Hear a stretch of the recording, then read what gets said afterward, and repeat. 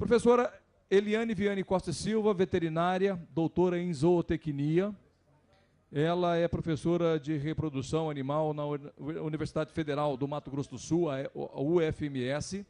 Ela é mineira de BH e há mais de 20 anos mora no Mato Grosso do Sul, portanto já se considera adotada pelo Estado. Bom dia, a sua palestra a partir de agora. Obrigada. Já parei de comer pão de queijo, estou começando a comer chipa. Bom, gente, é um prazer estar aqui novamente, né?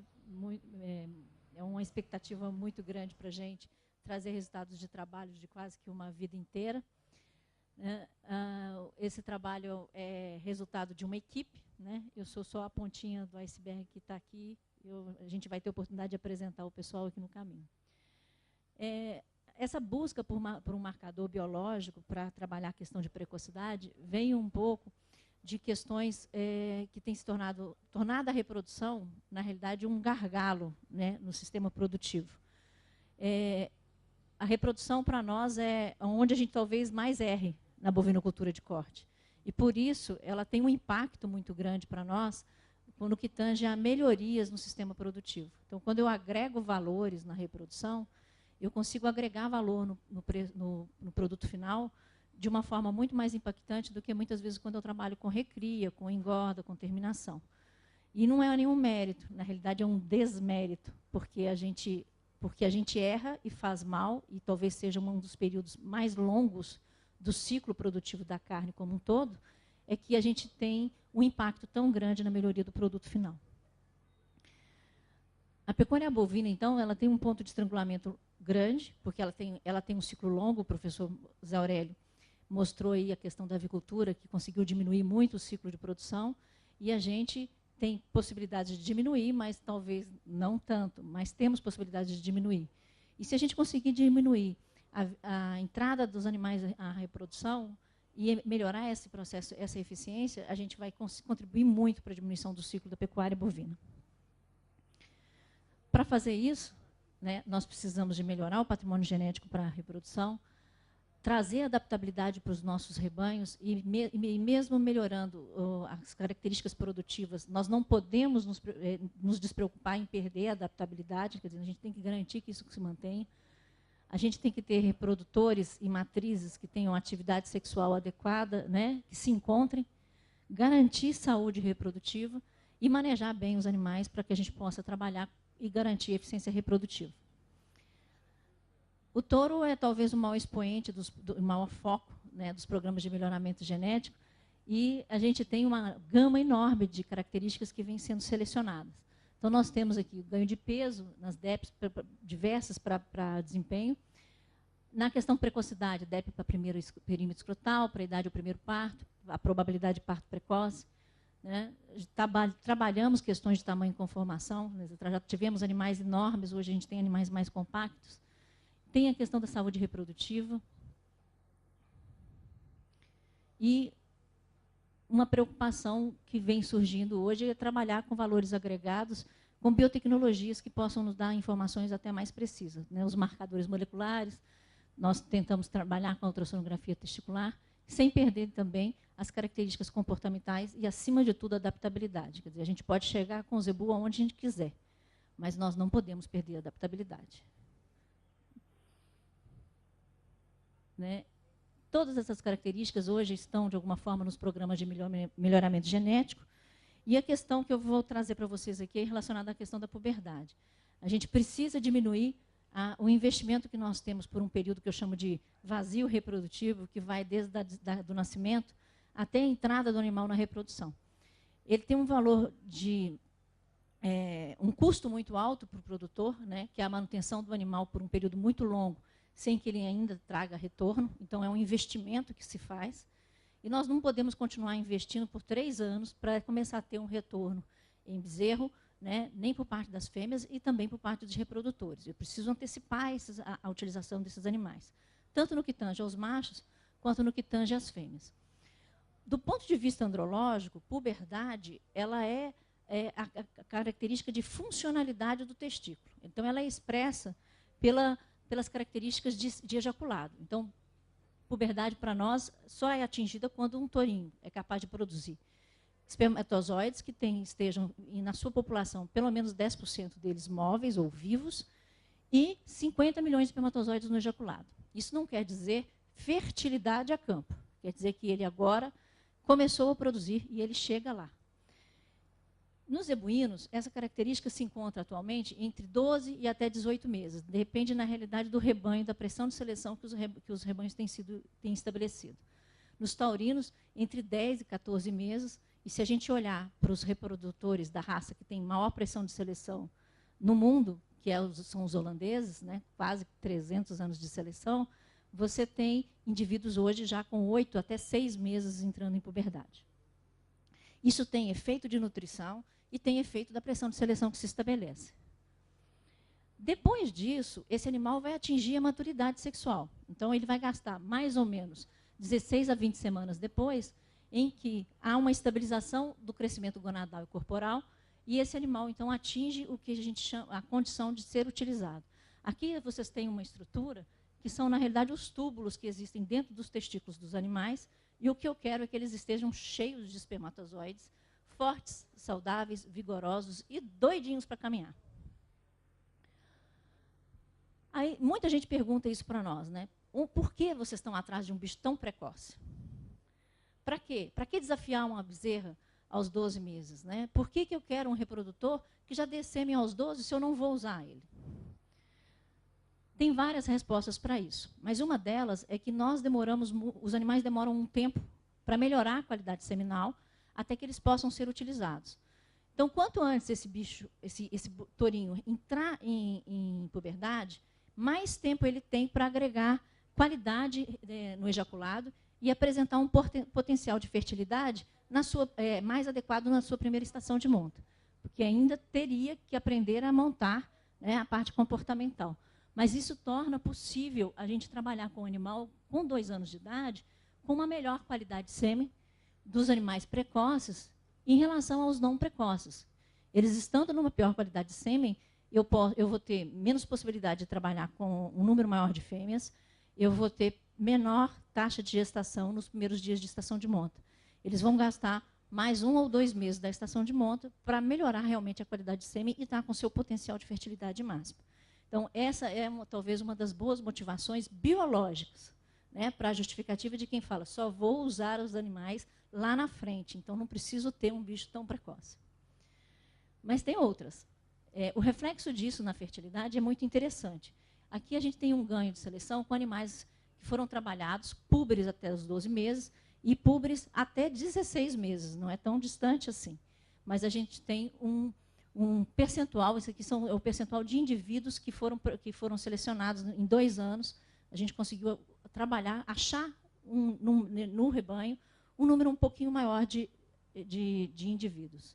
Mas o mais importante é a taxa de gestação desses indivíduos, né, super precoces. Ela é maior do que a taxa média dos indivíduos, dos tourinhos jovens utilizados no rebanho. Então, essa taxa de gestação agregada, para nós, ela é importante, porque ela vai garantir um maior retorno desse animal já na primeira estação de monta. Mas a gente tem um problema, né? Como fazer isso em animais tão jovens? Existem as avaliações dos programas de melhoramento genético, elas buscam trabalhar com os padrões de perímetro escrotal, né, e agora as informações das fêmeas. Mas, do ponto de vista biológico, para eu ter certeza que um perímetro escrotal realmente se reflete em qualidade, em puberdade, do ponto de vista seminal, eu teria que coletar. E aí eu tenho um problema, né? Fazer coletas em tourinhos muito jovens é um manejo complicado na fazenda, que digam os peões da genética aditiva que a gente começou a desenvolver esse trabalho. Esse aqui é o Marcelo Pereira, que foi meu primeiro aluno de mestrado, que trabalhou com isso, em 2006, aqui na genética aditiva. Né, nós começamos fazendo coleta de sêmen.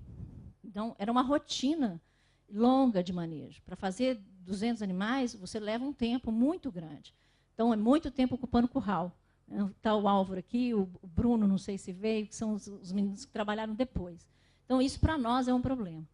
Por isso é que os programas de melhoramento genético que precisam de trabalhar questões, critérios ou obter dados de uma forma prática, né, e de fácil acesso, trabalham principalmente com uma característica que reflete, de uma certa forma, a idade da puberdade, que é o perímetro escrotal. No entanto, a gente tem alguns problemas em relação a essa questão. Né? O perímetro escrotal vem sendo usado como um critério de seleção. Ele reflete, na realidade, um critério que é de avaliação biológica, que seria a qualidade seminal e o perfil seminal de um animal púber. E, na vida adulta, ele é usado como um dos critérios de descarte de touros, né? Porque tem correlação com várias patologias de reprodução. A gente trabalha com a fita, né, para trabalhar com o perímetro escrotal, com a biometria como um todo. Muitas vezes a gente tem que fazer medidas mais completas, que demoram também. E ele tem uma relação estreita com a idade desses indivíduos. Esses dados aqui, eles estão hoje no Manual do Colégio Brasileiro de Reprodução Animal, que foi lançado agora em dia 28 de abril, aqui em Mato Grosso do Sul, durante a exposição. Esses dados refletem o desenvolvimento de perímetro escrotal de uma média de 26 mil tourinhos que foram trabalhados, principalmente na região centro-oeste. Então, nós juntamos alguns pesquisadores, né, professores de Viçosa, de Goiás, aqui, e eu aqui na UFMS. Cada um cedeu todos os dados que tinha dos anos de trabalho com andrologia, e a gente conseguiu fazer essa avaliação com os animais do centro-oeste em Nelore. Então, esses indivíduos são indivíduos que nós avaliamos, inclusive, a partir de qualidade de sêmen, e vocês têm aqui a curva de crescimento do perímetro escrotal. Essa estabilização que vocês vão ver aqui é uma estabilização que acontece a partir do momento em que o animal atinge a maturidade. Então, o que a gente tem? Essa estabilização acontecendo a partir, mais ou menos, dos 21 meses, que seria quando o indivíduo atinge a maturidade sexual. Então, o que nós encontramos é esse tipo de perfil aqui. Então, o perímetro escrotal médio da raça Nelore estaria aos 12 meses em 22,5, né? E se eu quiser estabelecer uma relação de descarte para aumentar a pressão de seleção em cima dessa característica, eu posso trabalhar com os desvios e ir trabalhando para aumentar a pressão e trabalhar, por exemplo, da média para baixo, não fico com ele fazendo. E posso trabalhar também aos 18 meses. Eu, particularmente, não gosto da medida aos 18 meses, eu acho que a gente já tem que começar a trabalhar com a medida aos 12 meses, porque a curva de crescimento do perímetro escrotal e a curva de puberdade do Nelore mudou. Né? A gente tinha uma taxa de crescimento testicular muito grande, que ia dos 18 aos 24, e hoje a gente tem uma taxa de crescimento testicular muito grande, que vai dos 12 aos 18. Então, essa variação que tem dos 12 aos 18, para mim, é muito mais importante do que a variação que tem para frente. E isso está sendo antecipado com o tempo. Né? À medida que a gente estabelece mais pressão para que esses animais sejam púberes mais cedo, a curva de crescimento vai andar, né, para baixo. Ou seja, a gente talvez já não tenha ela de 12 a 18 meses em alguns rebanhos. E aqui a variação de perímetro escrotal médio nos animais já considerados adultos, que é uma informação importante que eu acho que os programas precisam começar a fornecer, porque elas dizem respeito aos parâmetros de descarte de touros adultos, né, dos rebanhos de avaliação pré-estação de monta. Se vocês olharem o perímetro escrotal médio, né, aos 12 meses aqui desse material que foi trabalhado, que estava com 22,5, e a gente for para outros rebanhos com dados mais antigos, vocês vão encontrar que houve um crescimento aí de 1, 2 centímetros, mesmo em rebanhos que já tinham uma grande pressão de seleção. Esses dados aqui são da agropecuária Jacarezinho na época. E aqui a gente tem os dados do Manual de Andrologia, que estavam antigo, da década de 90 ainda. Então, vocês vão ver que com 12 a 18 meses, a gente trabalhava já com 21,5 centímetros, daqui para baixo, os animais eram descarte. Né? Esses dados são do professor Zé Aurélio, de 99. Então, aqui a gente tem uma característica ou definição de puberdade na faixa aqui dos 20 meses, tá certo? E hoje a gente já andou e nós estamos para baixo dos 18 meses. Né? A pergunta para nós é, em que idade a puberdade realmente acontece, né, atualmente? Porque se nós fizemos essa mudança toda com pressão de seleção, nós precisamos agora conferir a idade real à puberdade, para ver se nós estamos trabalhando com o perímetro escrotal correto. né?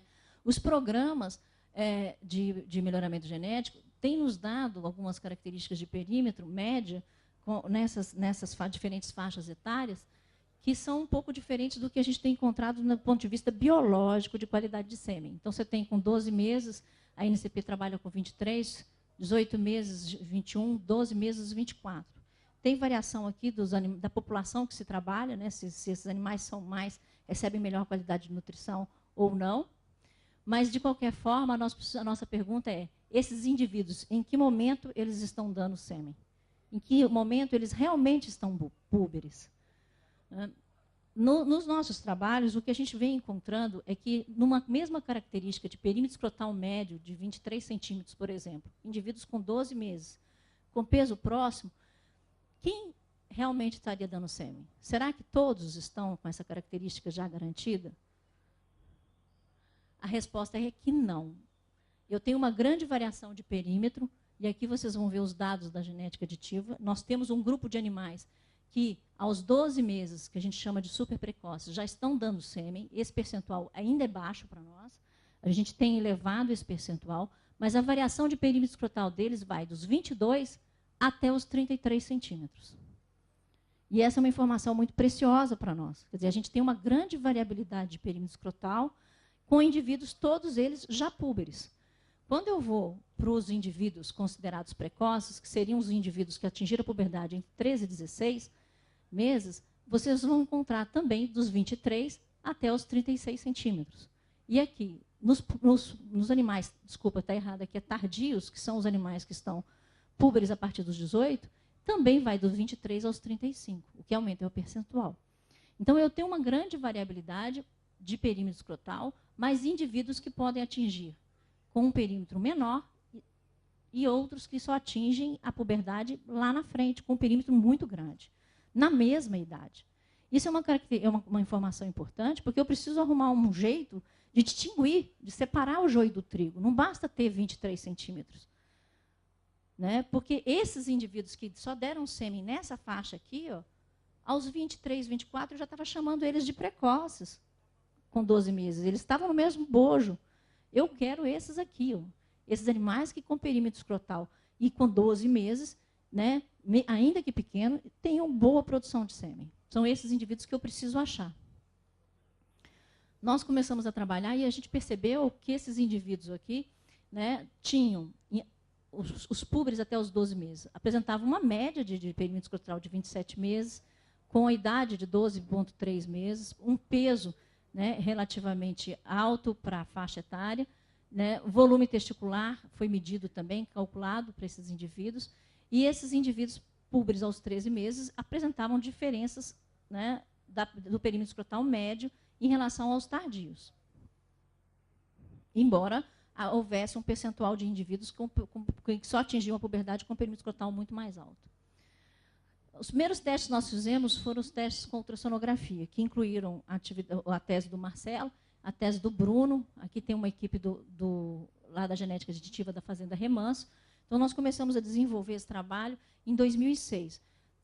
A ideia da ultrassonografia ela é uma ideia muito simples. Uma medida rápida, que poderia ser, na realidade, interpretada via computação nos laboratórios. Você só mandaria a imagem e que a gente poderia ver, na realidade, a mudança de densidade do testículo, do parênquima testicular naquele período. Né? O que isso quer dizer? Quando o animal está entrando na puberdade, aqueles túbulos que vocês viram na figura, eles se modificam profundamente. Primeiro eles ficam ocos, aí a densidade na ultrassom fica mais escura, né? Ou seja, ela abaixa. Aí depois eles se preenchem de células, a densidade aumenta. Então, era uma curva que a gente precisava montar. Então, esse é o primeiro problema que a gente precisava responder, porque para você usar isso num programa de melhoramento genético, eu preciso ter uma medida fácil, ela era, que reflita a condição, ela era. Mas eu tenho que ter um menor número de manejos possível. Senão, ela não serve. E tem que ser altamente confiável. Então, a gente começou a tentar responder essa questão. O que nós procuramos buscar? Então, era uma avaliação de forma direta. Eu conseguia tirar, nos animais muito jovens, até mais rápido do que passar a fita para perímetro. A gente conseguia tirar o perímetro, porque o ultrassom engloba os 2 testículos dos animais a desmama já. Né? Ela traz as medidas similares ao que se faz com a fita e com o paquímetro. Tem uma correlação verdadeira com o testículo, né? Com o volume do órgão propriamente dito. E ela já avalia a estrutura interna. E na vida adulta serve para detectar patologias espermáticas testiculares também. Então, era esse o objetivo. A gente queria trabalhar aqui, na realidade, com a avaliação do volume e com a avaliação qualitativa do parênquima, não com a questão clínica dos animais. Ela foi muito usada na clínica para diagnóstico de patologias, de problemas em áreas que a gente não tem acesso. E aqui a gente tem algumas imagens que vocês podem ver. Então, aqui a gente encontra testículos com problemas de condensação, de formação de áreas fibróticas, né, que podem ser identificados facilmente, mesmo que não sejam palpáveis. Mas a gente também tem indivíduos que, quando estão na fase púbria, apresentam esses mesmos pontinhos hiperecóicos aqui. Então, quando eu estiver trabalhando com ultrassom, até que o animal atinja os 18, 24 meses, esse não é um recurso que serve para você fazer diagnóstico clínico, isso ficar descartando o touro. Ele é apenas uma informação reprodutiva do ponto de vista de desenvolvimento sexual. Então, aqui a gente tem, né, os testículos de um tourinho jovem, mais tardio, que foi trabalhado na desmama, aí depois na faixa de 3 a 16 meses e, por fim, aos 16 meses. Então, essa é a evolução que a gente trabalhava, junto com as medidas dos programas de melhoramento genético. Então, uma medida bem fácil, esse aqui é o Álvaro, que trabalhou comigo e hoje está até aqui, né? Mas a gente encontrava também outras características. E aí a mão coça, né? A mão do veterinário, do clínico, muitas vezes do produtor, fala, vamos aproveitar e vamos tirar esses bichos que estão apresentando problemas. Né? Aqui você tem aquele animal com as características que parecem fibrose, um animal com algumas lesões nos testículos e um animal com áreas de abscesso que, ao longo das avaliações, elas somem, então a gente não pode descartar ainda. Esse é o programa que a gente utiliza. Existem programas mais sofisticados. Nós temos um outro programa que é usado para medidas de osteoporose em seres humanos, mas ele é mais complexo. Esse aqui é um programa que você baixa na internet e trabalha facilmente. Então, ele vai dar para a gente a ecodensidade média de várias áreas do testículo, e aí é com essa informação que a gente trabalha. E aqui estão os resultados. Esse aqui é um dos primeiros trabalhos, foi no início, né, da década do século, e aí você tem a evolução da ecodensidade ao longo de várias semanas de vida dos animais. Então, aqui são tourinhos bostauros, e vocês vão ver que o parênquima vem com uma densidade ecográfica, que seria o número de pixels que a imagem faz, é igual uma fotografia, né, e que vai oscilando, tem uma ligeira elevação, e logo depois ele se eleva definitivamente. Isso aqui seria o ponto do animal púbere. Então, não é uma medida para ser feita uma só. Eu preciso de uma sequência dos animais. Tá certo? O problema é com que intervalo? Nós tentamos trabalhar esses indivíduos com intervalos de 3 meses, e aí a gente conseguia pegar algumas oscilações, isso aqui já é de Nelore, né? Com 9 a 11 meses, alguns indivíduos apresentavam uma elevação, que se traduzia, na realidade, da mudança ecográfica inicial pré-púbere. E depois é que eles iam apresentar a puberdade mais lá na frente. Os mais precoces, essa curva é antecipada e aconteceria aqui. E aí aqui está a curva que acontece de acordo com a classe de perímetro escrotal. Então, se eu comparar indivíduos, eu consigo ver uma mudança de ecodensidade, né, entre indivíduos, e essa seria a fase entre mais ou menos 21 centímetros e 29 centímetros, que a população, na média, aumenta muito a sua ecodensidade ultrassonográfica, que estaria provavelmente relacionada à mudança do parênquima para a produção espermática. E a pergunta era, eu consigo separar esses animais? Né? Nós temos aqui os animais que não atingiram a puberdade, né, nas medidas que nós fizemos, que tinham uma densidade, um perímetro escrotal baixo, né? Indivíduos que apresentaram um ejaculado, mas não chegaram a atingir a puberdade, e o perímetro escrotal, a média dos indivíduos que tinham, já apresentavam espermatozoides, mas ainda não estavam com motilidade, e aqueles indivíduos que já eram considerados púberes com um perímetro escrotal similar. Então, através do perímetro, eu não conseguia separar esses dois grupos aqui. Com a densidade ecográfica, eu conseguiria separar um pouco mais, mas eu tinha uma outra confusão, que era com um grupo de indivíduos que ainda não estavam púberes, mas na fase pré-púbere, com aqueles que já tinham atingido a puberdade, já tinham os espermatozoides iniciais, mas não púberes. E os púberes já estavam com a densidade lá embaixo, parecida com a de cá, com os animais não púberes e infantis ainda. Então, eu não conseguia separar com uma medida. Tem que ter a sequência. Né? Para definir puberdade, a gente fez uma análise, isso aqui correlaciona o perímetro escrotal, né, e com a probabilidade do animal se tornar púbere, e nas diferentes fases, aos 13 meses, os animais precoces, dos 13 aos 16, e os animais mais tardios, a gente tem uma influência diferente das características e uma confiabilidade diferente. Né? Nos animais mais tardios, o perímetro escrotal era muito eficiente no sentido de identificar esses animais. Então, a variação de perímetro escrotal conseguia identificar muito facilmente os animais que atingiriam a puberdade. Nos animais mais jovens, o perímetro não era tão eficiente assim, então eu não tinha tanta confiança. O que a gente conseguiu chegar à conclusão? Infelizmente, com a ultrassonografia, no intervalo dos programas de melhoramento genético, de 3 em 3 meses, eu não consigo fazer a leitura ecográfica completa para poder dar a resposta de idade verdadeira à puberdade. E isso criou um problema de manejo, ou seja, a propriedade que quisesse usar a ultrassonografia teria que diminuir o intervalo e ter mais um manejo entre os manejos dos programas de melhoramento genético. Se eu fizer uma enquete aqui, eu vou perguntar, quem quer ter mais 3 manejos para fazer seleção? Ninguém vai levantar a mão, né? Eu imagino que não, porque eu também não levantaria. Então, isso para a gente era um problema. Daí surgiu uma outra questão. Como que eu vou poder fazer isso? Apesar dessa questão, trabalhando com coleta, porque todo esse material foi coletado, a gente conseguiu uma evolução no que tange as questões de precocidade sexual no rebanho. Nós começamos a trabalhar em 2006, em 2009, né, na avaliação da NCP, a gente começou a ter algumas respostas, com a presença do primeiro animal que a gente conseguiu a avaliação. O Rickett apresentava características, né, de carcaça, de desempenho e também de precocidade. Ele deu sêmen muito cedo, aos 13 meses. Em 2012, os filhos do Rickett começaram a aparecer aqui, né, na avaliação de mérito genético final. E agora, aqui nós temos a idade à puberdade, 11 meses com 23 centímetros, e outros indivíduos que apareceram em 2012 com um perímetro escrotal variado, mas com púberes antes dos 13 meses. Em 2014, a gente tem um grupo de animais também, né, do grupo genética aditiva, presentes aqui. Esse é o sumário, o mérito genético do sumário, com indivíduos que apresentam uma faixa dos 14 e 13 meses, a idade à puberdade. Verdadeira, com coleta de sêmen, tá, gente? E aí a gente começa a olhar as características de precocidade, né? Vocês vão ver que existem vários indivíduos do grupo, nas características de precocidade já presentes, dentro dos animais de maior top 0,1, 0,5. Aqui no probabilidade de parto precoce, também já vários indivíduos, né?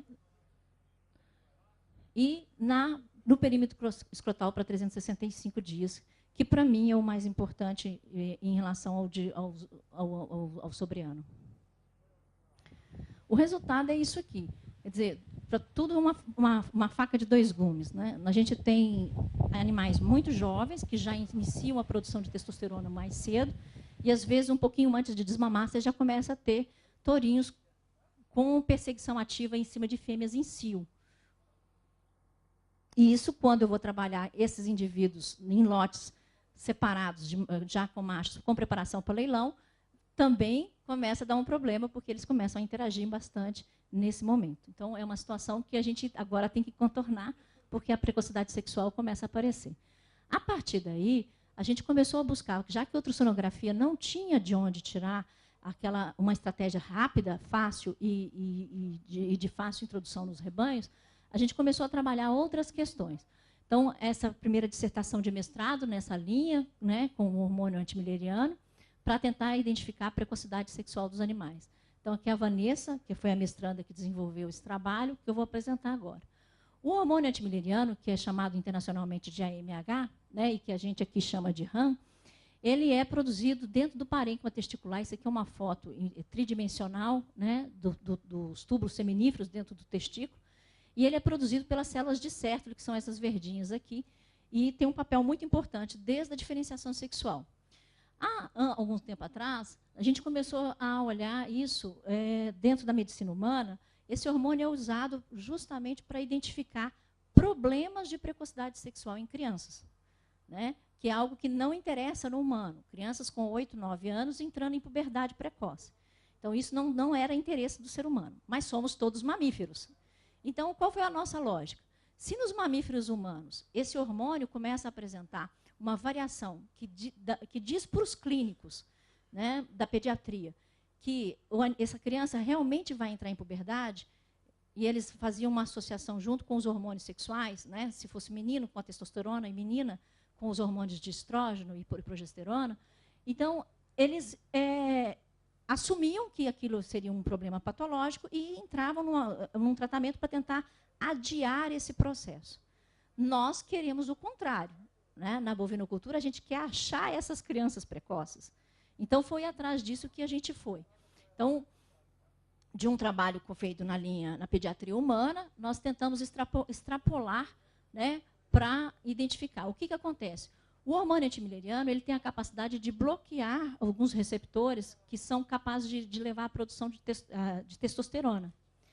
E aí a testosterona não age. Quando o hormônio antimileriano começa a cair na corrente sanguínea, a testosterona intratesticular começa a ser funcional.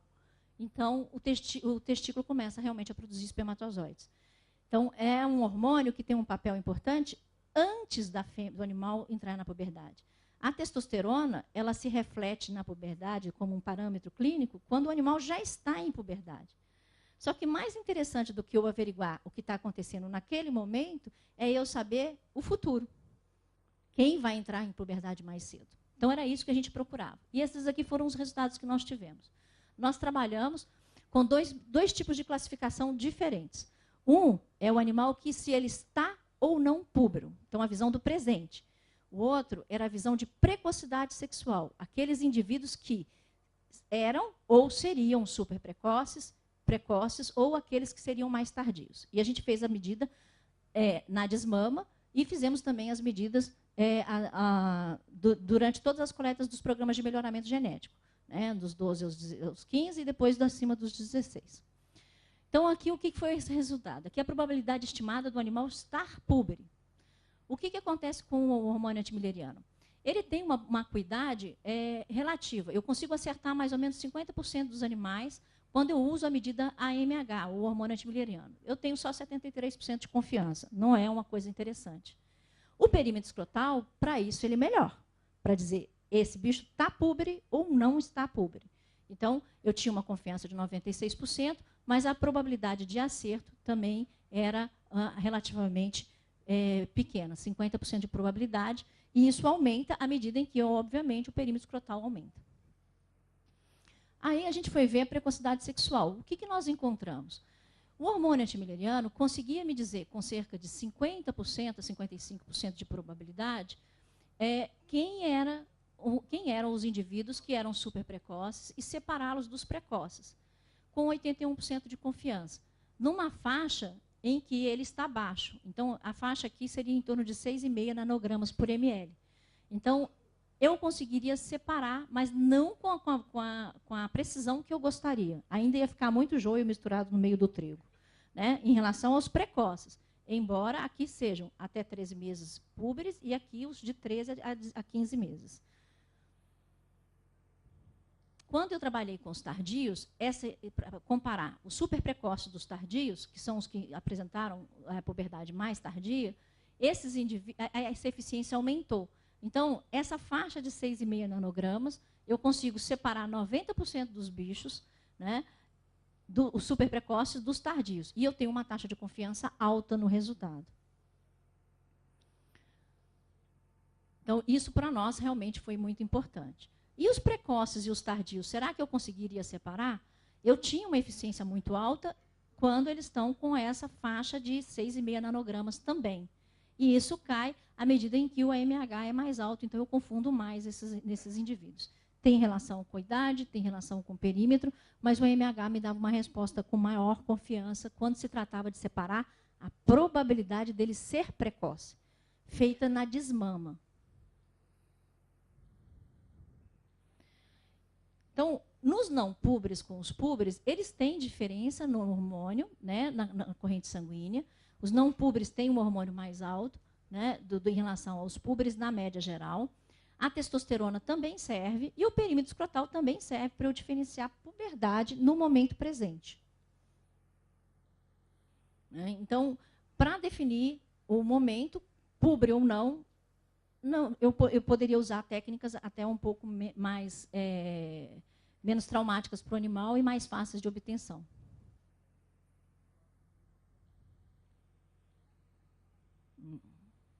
Então, o que a gente encontrou aqui, para a precocidade, essa diferença fica mais evidente e eu consigo separar os super precoces dos precoces e dos tardios. E a testosterona, ela vai trazer uma certa confusão entre os precoces e os tardios. Então, em termos de dosagem hormonal, o hormônio antimileriano seria mais eficiente para separar os animais quanto à sua precocidade futura.